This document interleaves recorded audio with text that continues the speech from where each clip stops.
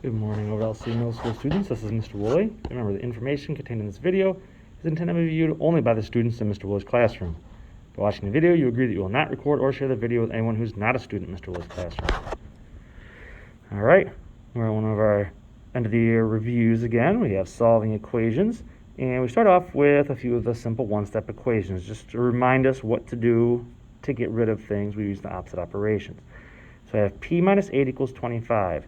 All right, so p minus 8 is 25. I want to get p by itself, so I go ahead and get rid of the minus 8 by adding 8. I add that to both sides. I'm left with just p on this side, and 25 plus 8 is 33. P equals 33. Over here, I have 18 equals u plus 19. All right, so I want to get rid of the plus 19, so I take away the 19, take away 19, and u is equal to a negative 1, because I've eliminated here, and 18 minus 19 is a negative 1. All right, I get some multiplication here. 16 equals negative 2g. And I got negative 2 times g, and I don't want the g all by itself, so I need to get rid of a times negative 2, so that is the opposite, and divide by negative 2. That's gone at that point, and 16 divided by negative 2, positive divided by negative is negative, and 16 divided by 2 is 8. So g equals negative 8. What do I do when it's division? Right here, I have x divided by 8 equals negative 72.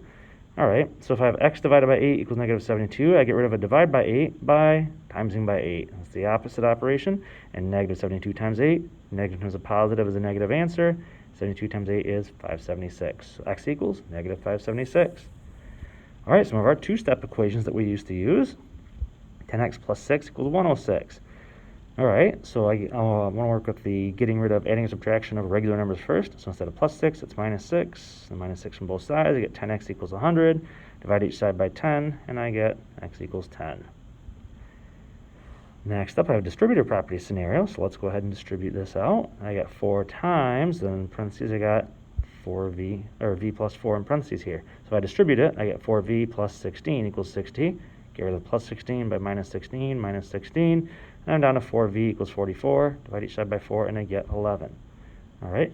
Now, there was another way to do this also. If I didn't want to distribute, I could have divided by 4 first, then divide by 4. I would have had v plus 4 equals 15, and then take away 4, and v still equals 11. So a couple different options I could have done on that one. All right, got to collect some like terms here first on this one. 2k minus 12 plus 3k equals 18. So I have a couple of the k numbers here, so 2 and 3 makes 5. So 5k minus 12 equals 18. So the opposite of minus 12 is add 12, 5k equals 30. And now I divide each side by 5. I'm down to k equals 6. In my last problem here, I got negative 6c plus 2 minus 3c minus 5 equals negative 30. All right, so I have a few different areas I can kind of compute here and total up. I got a negative 6c and negative 3c. Together they make negative 9c. As far as regular numbers go, I have a positive 2 and a negative 5. And combine those, I get negative 3. So negative 9c minus 3 equals negative 30. Get rid of a minus 3 by plus 3 plus 3. I get negative 9c equals negative 27. And I want c by itself, so I divide each side by a negative 9.